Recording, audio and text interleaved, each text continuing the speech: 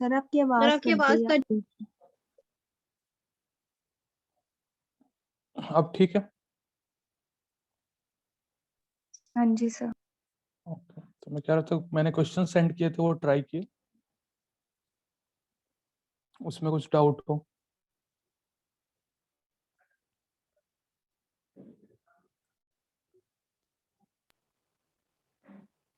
Sir अभी सारे नहीं किए थे क्योंकि बीच में वो टॉपिक क्लियर नहीं हुआ था और फिर गैप आ गया।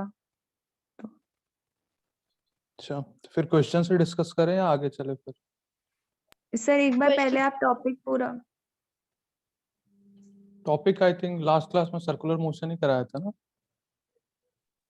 एक बार वो रिवाइज करा देते सर, फिर क्वेश्चंस कर लेंगे। ओके, चलो ठीक। मैं नेक्स्ट कराऊं या लास्ट क्लास वाला रिवाइज करा दूं? अभी एक बार लास्ट क्लास का ब्रीफ दे दीजिए सर, फिर नेक्स्ट कर ओके, लेंगे। ठीक है।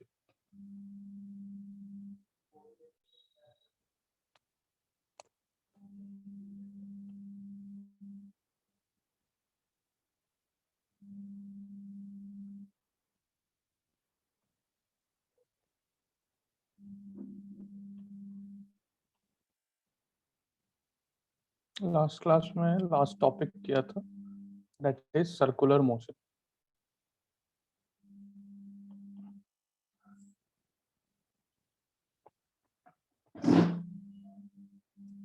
ठीक है, सर्कुलर मोशन क्या होता है हमने देखा था लास्ट क्लास में बहुत ही। कोई भी ऑब्जेक्ट एक सर्कल में मूव कर रहा है, that is circular motion. But इसमें दो टाइप के हमें पढ़ने, एक तो था UCM that is uniform circular motion, और दूसरा है नॉन यूनिफॉर्म। ठीक है, तो डिफरेंस क्या है मेनली यूनिफॉर्म सर्कुलर मोशन में? इसमें जो स्पीड होती है वो क्या होती है? कांस्टेंट। किसकी स्पीड कांस्टेंट होती है? जैसे मान लो मैंने एक थ्रेड लिया है, यहाँ पे एक बॉल को ऐसे किया हुआ है, ये जो बॉल मूव कर रहा है जो इसकी स्पीड होगी वो क्या होगा? कांस्टेंट। इसमें जो स्पीड होगी वो क्या होता है? कांस्टेंट नहीं हो रहा। ये बेसिकली मेन बहुत वाइड देखे तो मेन डिफरेंस यही है। अब हमें यूसीएम पढ़ना है पहले, तो यूसीएम को यहाँ देखते हैं। यूनिफॉर्म सर्कुलर मोशन में क्या होता है, एक कंडीशन है किसी भी बॉडी को सर्कुलर मोशन करा रहे हैं तो उसमें एक फोर्स चाहिए होगा, that is centripetal force. Centripetal force.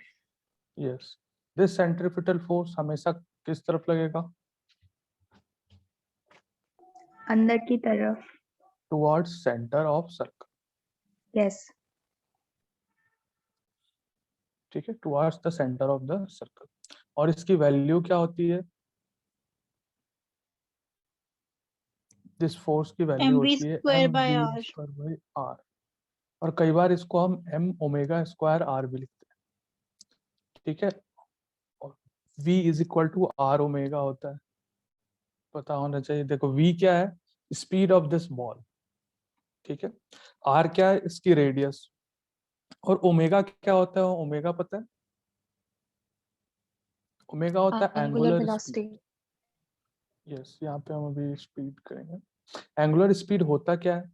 हमने नॉर्मल स्पीड जानते हैं, total distance divided by total time. जब मान लो बॉडी पहले ए पे थी, बी पे आ गई, ए से बी आने पे मान लो इसने थीटा डिस्प्लेसमेंट किया, angular displacement is in theta. अगर उसने डी थीटा डिस्प्लेसमेंट किया in D time, this is known as omega. और ओमेगा और वी में रिलेशन क्या है? यही है, V is equal to are omega. ठीक है, तो this is formula of F C, centripetal force. ठीक है, अब कई बार कंफ्यूजन होता है, एक और टर्म आ जाती है इसी के साथ, that is centrifugal force. Yes. अब इन दोनों में डिफरेंस क्या होता है ये समझ। अभी लॉज, अगला चैप्टर हम लॉज ऑफ मोशन करेंगे, बट उसमें भी पढ़ाई होगा पहले थोड़ा सा। तो उसमें एक चीज आती है फ्रेम ऑफ रेफरेंस। हाँ जी सर। क्या होता है? कि जिस पोजीशन पे आप जैसे मान लो ये हमने लिया x axis, y axis, z axis, और मैं यहाँ पे ऑब्जर्वर यहाँ पे हूँ, और मैंने एक कार को देखा और कार ऐसे मूव कर रही है, उसमें एक पर्सन है, कार का ड्राइवर। मैंने इसको देखा तो ये क्या हो रहा है, मूव कर रहा है। मतलब मुझे क्या लगेगा कि मैं कैसा हूँ, स्टैटिक हूँ, मतलब स्टेशनरी। एक ही स्टेशनरी है, हाँ स्टेशनरी हूँ, और ये कार मूव किए जा रही है। बट वहीं वो कार वाला जो पर्सन है वो देखेगा तो उसको क्या लगेगा, वो तो स्टेशनरी है बट मैं मूव कर रहा हूँ। तो ये होती है मूविंग। Frame of reference. ठीक है। बट वहीं एक दोनों जो दो पर्सन अगर कार में बैठे हो, दोनों एक दूसरे को देखेंगे तो लगेगा दोनों ही स्टेशनरी है। तो यही हमारा फ्रेम ऑफ रेफरेंस है। इसी के कारण आता है सेंट्रीपिटल और सेंट्रीफ्यूगल फोर्स। अब देखो सेंट्रीपिटल, मान लो ये सर्कुलर मोशन हो रहा है, कोई बॉडी है, मान लो ये कार है जो सर्कल में घूम रही है। अब मैं यहाँ पे हूँ, कोई पर्सन यहाँ पे, मान लो ये ऑब्जर्वर, ये देखेगा तो इसको लगेगा यहाँ से ऐसे जा रहा है, तो इसके लिए ये जो है वो सेंट्रीपिटल फोर्स है। लेकिन अगर मैं ऑब्जर्वर को खुद क्या करूं, मान लो हमारा जो ऑब्जर्वर है वो खुद कार में आके बैठ गया, यहीं पे है ऑब्जर्वर, और कभी भी देखा होगा कार में बैठ रहे हैं और कार टर्न ले रही है तो हमेशा एक बाहर की तरफ फोर्स लगता है। ठीक है। जब भी यस। बाइक या कार को बाहर की तरफ फोर्स ले रहे हैं, यानी जब ऑब्जर्वर खुद ही क्या हो जाए, स्टेशनरी ना रहे। जैसे मैं यहाँ पे था, ऑब्जर्वर यहाँ पे क्या था, स्टेशनरी था। ठीक है। तो जब ये स्टेशनरी होता है तो हम लोग इसको बोलते हैं inertial frame of reference. Inertial frame जब ऑफ रेफरेंस में, ऑब्जर्वर स्टेशनरी होता है। यस, ऑब्जर्वर खुद स्टेशनरी हो और उसमें कोई एक्सेलरेशन ना हो। और इसको अगले चैप्टर में पढ़ेंगे बट समझ लो अच्छे से कि अगर ऑब्जर्वर एक्सेलरेटेड ना हो, या तो वो स्टेशनरी हो या फिर उसकी वेलोसिटी कांस्टेंट हो, तो ऐसे फ्रेम ऑफ रेफरेंस को हम बोलते हैं इनर्शियल फ्रेम ऑफ रेफरेंस। और इस इनर्शियल फ्रेम ऑफ रेफरेंस में न्यूटन्स के सारे लॉज वैलिड होते हैं। लेकिन यहाँ पे ऑब्जर्वर खुद बैठ गया इसमें और कार सर्कुलर मोशन कर रही है, तो क्या वो एक्सेलरेटेड होगा? Every circular motion is accelerated motion, क्योंकि डायरेक्शन चेंज हो रही है। हाँ जी। तो ऑब्जर्वर जब यहाँ पे क्या हो गया, non inertial frame of reference में आ गया। समझ नहीं आया sir. Inertial frame of reference क्या होता है? जैसे कि मान लो ये बॉडी मूव कर रही है, मैं ऑब्जर्व करना चाहता हूँ, ये ऑब्जर्वर है। ऑब्जर्व करने के दो तरीके हो सकते हैं, या तो मैं स्टेशनरी रहूं, और जब मैं स्टेशनरी रहता हूँ और जिस फ्रेम ऑफ रेफरेंस में देख रहा हूँ तो इसको बोलते हैं मैं इनर्शियल फ्रेम ऑफ रेफरेंस में। या फिर मैं ऑब्जर्वर जो है वो एक कांस्टेंट स्पीड से मूव कर रहा है, किसी भी डायरेक्शन में करे बट स्पीड कांस्टेंट होनी चाहिए, तो भी ये क्या है, इनर्शियल फ्रेम ऑफ रेफरेंस है। लेकिन अब क्या हो रहा है, ऑब्जर्वर खुद ही एक्सेलरेट करने लग रहा है, एक्सेलरेशन इज नॉन जीरो।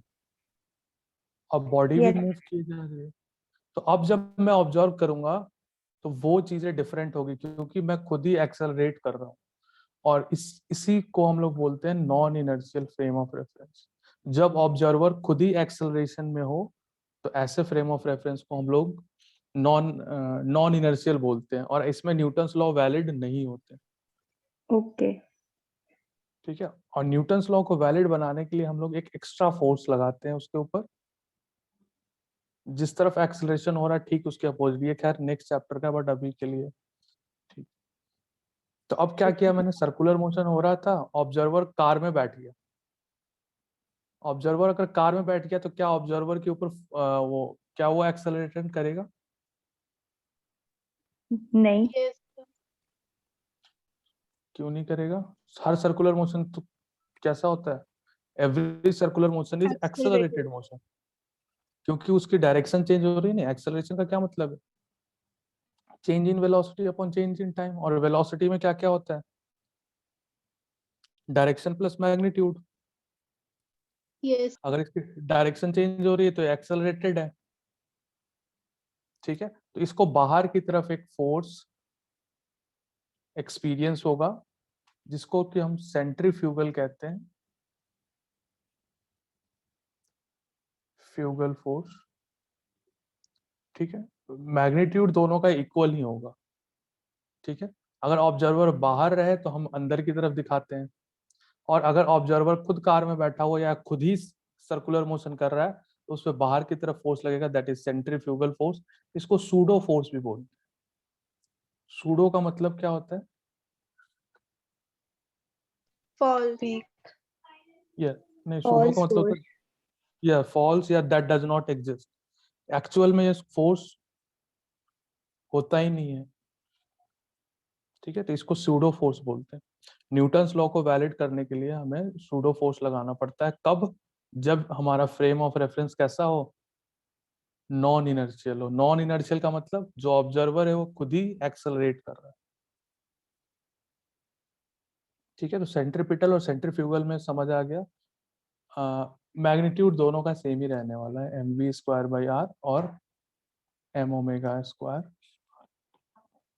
ठीक है, बट डायरेक्शन दोनों के अपोजिट होते हैं।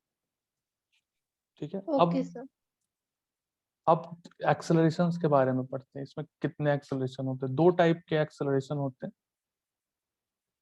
एक तो हम बोलते हैं टेंजेंशियल एक्सेलरेशन,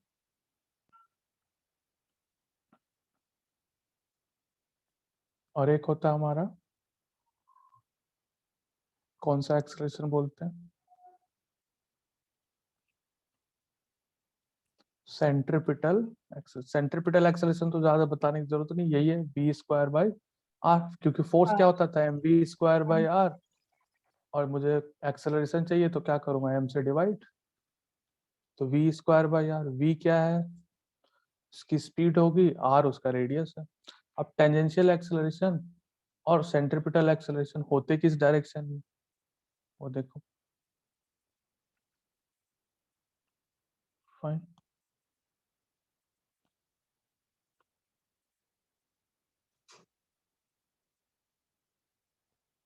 अब मान लो ये सर्कुलर मोशन हो रहा है यहाँ पे, और इस सर्कुलर मोशन में एक तो इसका रेडियस हो रहा होगा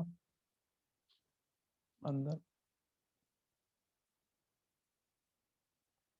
ठीक है, अंदर की तरफ एक एक्सेलरेशन होता है जिसको कि हम लोग बोलते हैं AC।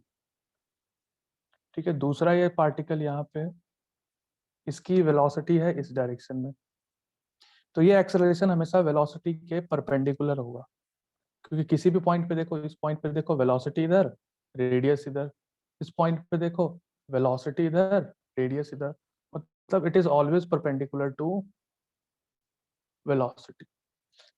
ठीक है, मैग्नीट्यूड जो होगा वो v²/r होने वाला है। किस साइड होगा? Towards centre.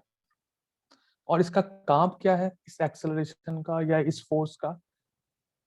तो इसका काम है हमेशा डायरेक्शन को चेंज टू गिव करेगा। डायरेक्शन। यस, डायरेक्शन चेंज करेगा हमेशा। ठीक है, कोई भी वेक्टर अगर 90 डिग्री या कोई भी फोर्स समझो, कोई भी फोर्स मान लो ये है, इसकी मूवमेंट इस साइड हो रही है, और ठीक 90 डिग्री पे मैं इस पे फोर्स लगाऊं, ये इसकी वेलोसिटी है, ये इसका फोर्स। जब भी मैं इस पे 90 डिग्री पे फोर्स लगाऊंगा तो ये इसकी वेलोसिटी को कभी इंक्रीज नहीं करेगा, ये इसकी डायरेक्शन को चेंज करेगा हमेशा। ये याद रखना, कभी भी कोई बॉडी मूव कर रही है और उसके ठीक परपेंडिकुलर मैं उस पे फोर्स लगाऊं तो क्या करेगा? वो हमेशा डायरेक्शन को चेंज करेगा। वहीं डायरेक्शन चेंज। अगर मैं सेम डायरेक्शन में लगा दूं तो वेलोसिटी को इंक्रीज कर देगा, अगर मैं ऐसे अपोजिट डायरेक्शन में लगाऊं तो वेलोसिटी को डिक्रीज करेगा। किसी और एंगल पे लगाऊं तो क्या होगा? इसके दो कंपोनेंट होंगे, एक ऐसे और एक इस साइड। ये वाला डायरेक्शन चेंज कर रहा होगा, ये वाला वेलोसिटी बढ़ा रहा होगा। तो कंक्लूजन इस बात का ये है कि कभी 90 डिग्री पे कोई भी फोर्स लग रहा होगा तो हमेशा उसकी डायरेक्शन को चेंज करता है, ना कि उसके मैग्नीट्यूड को बढ़ाएगा। ठीक है, तो इससे हम ये समझें कि यस। एक्स जो सेंट्रीपिटल एक्सेलरेशन है ऑलवेज चेंज द डायरेक्शन, वो मैग्नीट्यूड को कभी चेंज नहीं कर सकता। ठीक है, होता कहाँ है? हमेशा सेंटर की तरफ। मैग्नीट्यूड ये होने वाला है। दूसरा जो हमें पढ़ना है वो है टेंजेंशियल। अब टेंजेंशियल जहां आ गया तो ये है नॉन यूनिफॉर्म, मतलब अभी तक जब हम पढ़ रहे थे तो सब में स्पीड जो थी वो कांस्टेंट थी, ठीक है। अब टेंजेंशियल आ गया।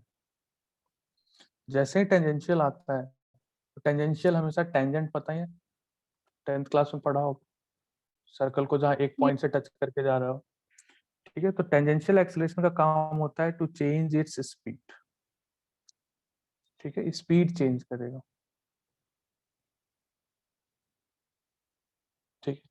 अब कैसे करेगा देखो,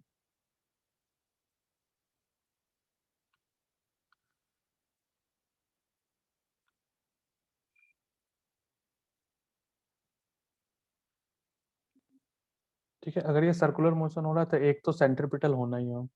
अब आगे की तरफ इधर लगेगा हमारा AT, टेंजेंशियल एक्सेलरेशन।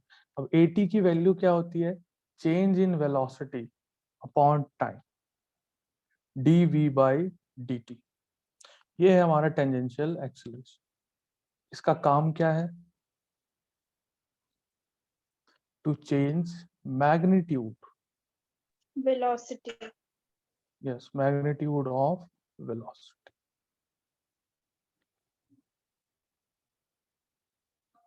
इसको हमेशा चेंज करता हुआ,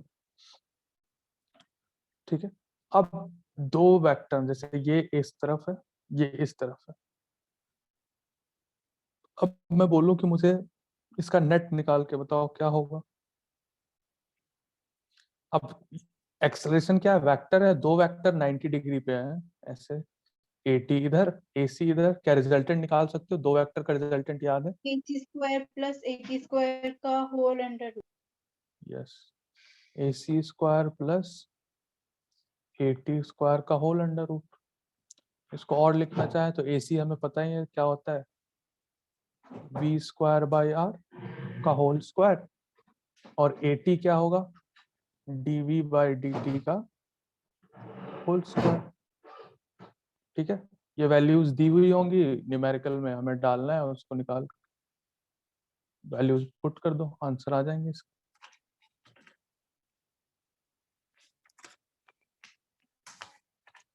ठीक है। अब एक दो क्वेश्चन देख लो।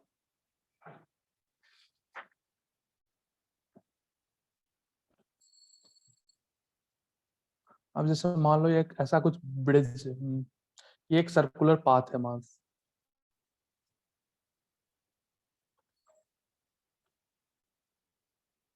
ठीक है, और एक ऐसा पाथ है, तब लास्ट क्लास में आपने वो रिवर वाला क्वेश्चन भी कराया था। हाँ रिवर, ठीक है, रिवर अभी करा था, कराना है दोबारा उसको।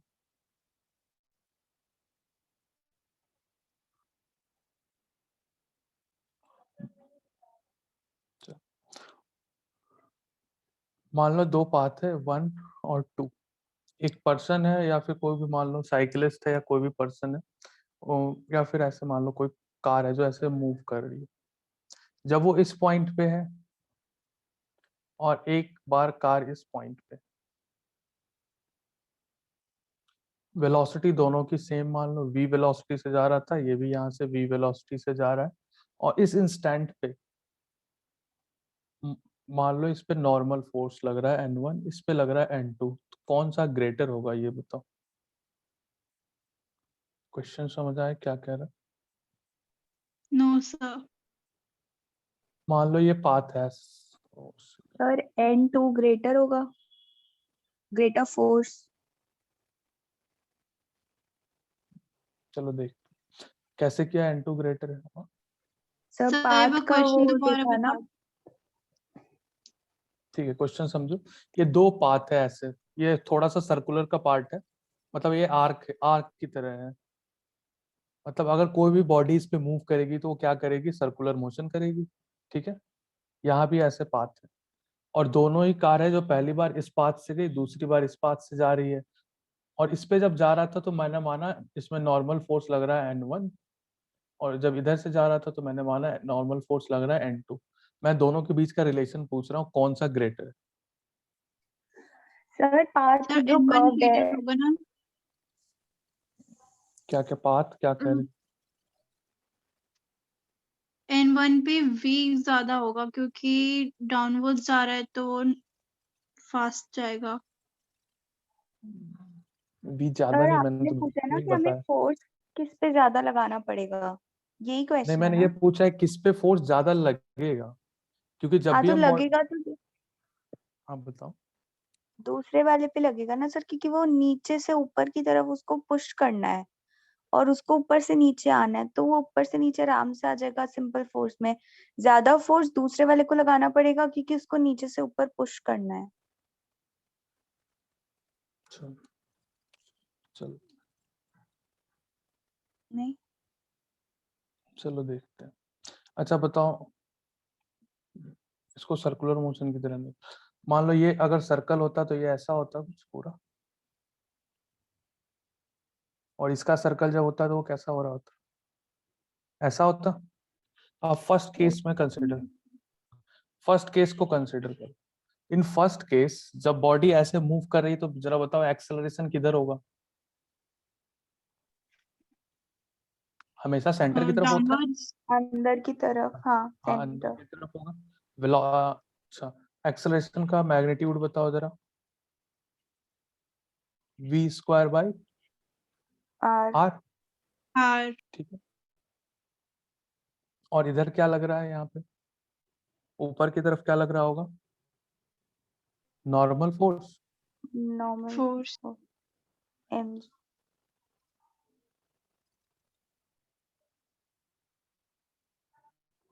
नॉर्मल फोर्स, तो इसके लिए हम फ्री बॉडी डायग्राम बना सकते हैं। अच्छा, free body diagram again next का आ जाएगा बस,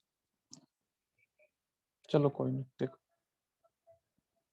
नीचे इसकी तरफ क्या लग रहा होगा, एक mg, mg इतना तो समझ आ जाएगा, खैर नेक्स्ट की जरूरत नहीं है। ठीक है, अब देखो टोटल फोर्सेस लग गए, n1 सेंट्रीपिटल और mg। ठीक है, यहाँ भी यही हो गया। इसमें सेंट्रीपिटल कहाँ लगेगा ये बताओ, दूसरे वाले में क्या ऊपर की ऊपर तरफ की लग रहा तरफ। होगा, ऊपर की तरफ। Yes yes sir. सर। ऊपर की तरफ लगेगा सेंट्रीपिटल। अब इसके लिए इक्वेशन लिख दो, इक्वेशन कैसा होता है, N1 is equals to mg. n1 is equal to mg plus mv square by r. देखो नेट फोर्स इस पे 0 है, तो total upward force should be equal to total downward force, यही होना चाहिए। समझ आया यस सर। इक्वेशन। हाँ जी। यस। इसमें देख, इसमें कैसे होगा ये देखो, सेकंड वाले में N2 ऊपर की is तरफ equals to mg minus mv square by r. mg minus mv square by, ये समझ आया कैसे हाँ लिखा। जी। हाँ जी।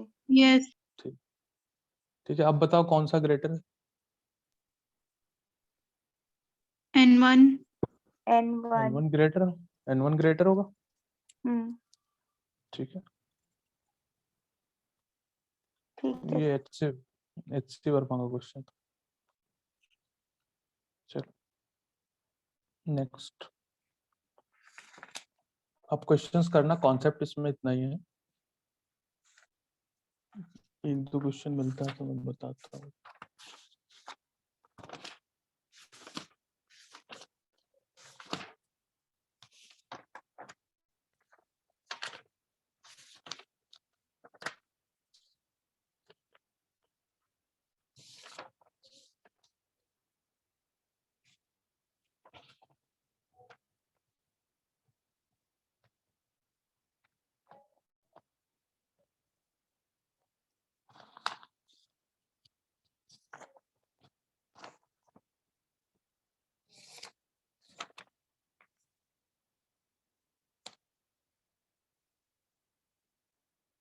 चलो एक क्वेश्चन करो इस पे, लिखो क्वेश्चन, अभी तो पिक्चर रहने दो, देखो क्वेश्चन लिखो, calculate the linear acceleration of the particle moving in circle of radius, radius given है तुम्हारे calculate pass, the calculate the linear acceleration, linear acceleration पता है ए, हाँ linear acceleration of a particle moving in a circle of radius 0.4 meter circle, हाँ जी, at the instant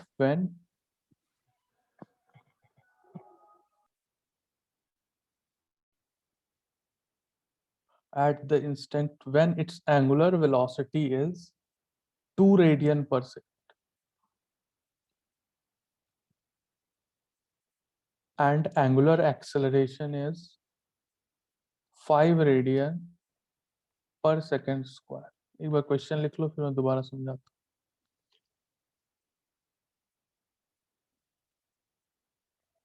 sir एक बार repeat कर दो पूरा। हूँ। हाँ, calculate the linear acceleration of the particle. ठीक है, calculate the linear acceleration of the particle moving in a circle with a radius of 0.4 meter at the instant when its angular velocity is 2 radian per second and angular acceleration is 5 radian per second square.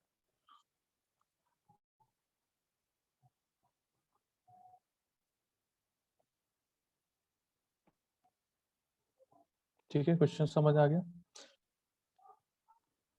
हमारे पास ये चीजें दी हुई है, हमें ए find करना है।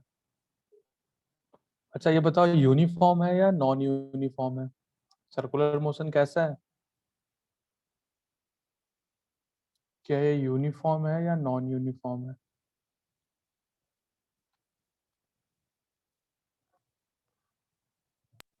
Uniform. Uniform कैसे हो सकता है? इसमें तो अल्फा दिया हुआ है ना। सर इसके अल्फा, अंदर, हाँ इसके अंदर इंस्टेंट निकालने के लिए बोला है ना। यस, हमें वो निकालना है। सबसे पहले तो क्या निकालना होगा? हमें एक हर सेंट्रीपिटल जगह निकालना पर, होगा, फिर हाँ एटी निकालना होगा, फिर दोनों को ऐड करके अंडर रूट लेना पड़ेगा। ठीक है, तो अब समझो, देखो रिलेशन क्या होता है इनके बीच में। v इज इक्वल टू क्या होता है? R omega. या फिर ये आता कैसे, मैं यही समझा देता हूँ। देखो, जैसे ये सर्कुलर मोशन है, ये पहले मान लो ए पे था, फिर बी पे था।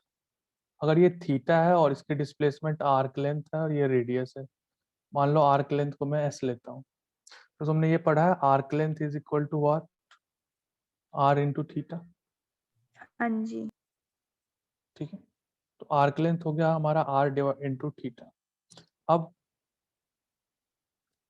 इसको अगर डिफरेंशिएट कर दूं ds by d t time के रिस्पेक्ट में, r तो कांस्टेंट है, किसका क्या हो जाएगा? d theta by d t. अब ds बाई डी टी क्या है?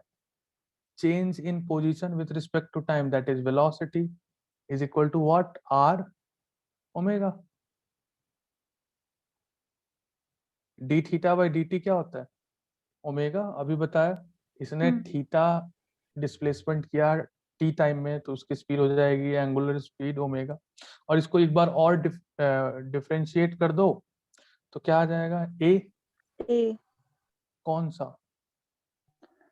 ए टेंजेंशियल वाला। ठीक है, क्योंकि हम इसको डिफरेंशिएट कर रहे हैं ना, इधर कौन सा होता है? टेंजेंशियल ना। A T. हम, यस, हम इधर कौन सा होता है? टेंजेंशियल। और आर फिर से कांस्टेंट, और ओमेगा को करेंगे तो क्या आ जाएगा? अल्फा।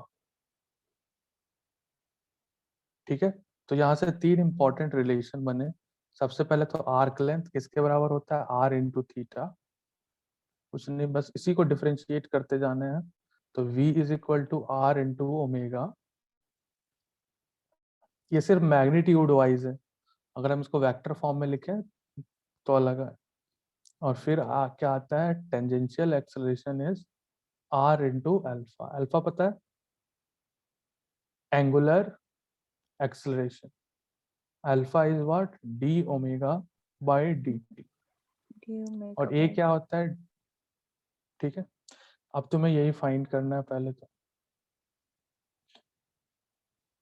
तुम्हें मेनली ए सी फाइंड करना और ए टी फाइंड करना है। अब सॉल्यूशन करेंगे तो क्या होगा? ए टी का रिलेशन हमें पता चल चुका है, आर अल्फा होता है। क्या हमें आर गिवन है? 0.4। क्या हमें अल्फा गिवन है? 5। तो ए टी कितना आ जाएगा तुम्हारा? 2 मीटर पर सेकेंड स्क्वायर। ठीक है, ये समझ आया 80 मैंने कैसे कैलकुलेट किया? हाँ जी सर, एड ये, हाँ जी। इस रिलेशन को यूज किया 80 वाला। अब हमें किसकी जरूरत पड़ेगी? AC की। AC AC का फॉर्मूला बताओ क्या होता स्क्वायर बाय आर। है? V square by r. क्या कहीं V है दिया हुआ हमारे क्वेश्चन में? यस नहीं। सर, नहीं है। V दिया हुआ है? वी का रिलेशन देंगे, रिलेशन क्या से निकाल लेंगे। V किसके बराबर होता है? R ओमेगा के आर बराबर। Omega r omega. R omega. Square by ठीक आर। है, R स्क्वायर एक R कैंसिल हो जाएगा तो R ओमेगा स्क्वायर बच जाएगा बस। हाँ। R अगेन 0.4, ओमेगा कितना दिया था? 2। 2, तो ये हो जाएगा 4, तो ये बन गया तुम्हारा 1.6 मीटर पर सेकेंड स्क्वायर। अब नेट निकालेंगे तो नेट कितना हो जाएगा? Under root of 2 1.6 plus whole 1.6। Square plus 2 whole square. बस 2। इसको सॉल्व कर लेंगे, आंसर मिल जाएगा। हाँ जी। ठीक है, बाकी जो शीट दी है उसमें क्वेश्चंस है, उसमें ट्राई करना। ऐसे क्वेश्चन आएंगे AC और AC निकालना है। ठीक है, इसके बाद क्या कराया था मैंने? River crossing.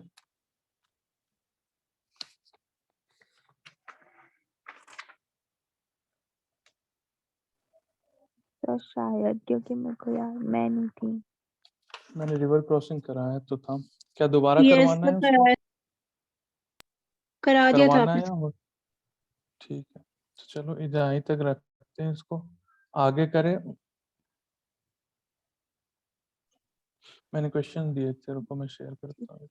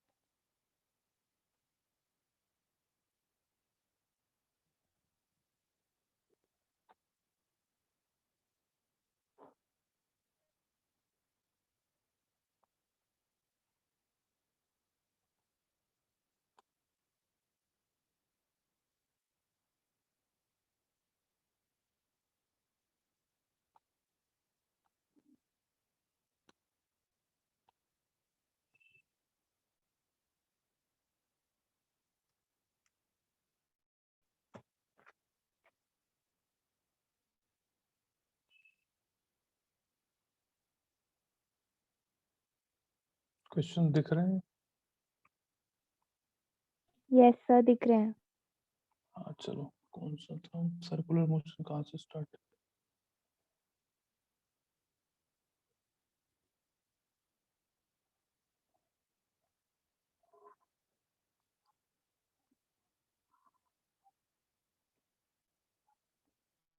फोर्टी फाइव देखो, क्वेश्चन नंबर 45।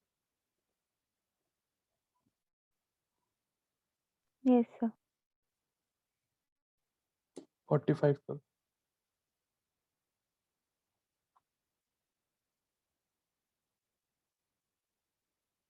मे बी ये अभी कनेक्ट हो, टाइम होने वाला, मैं दोबारा लिंक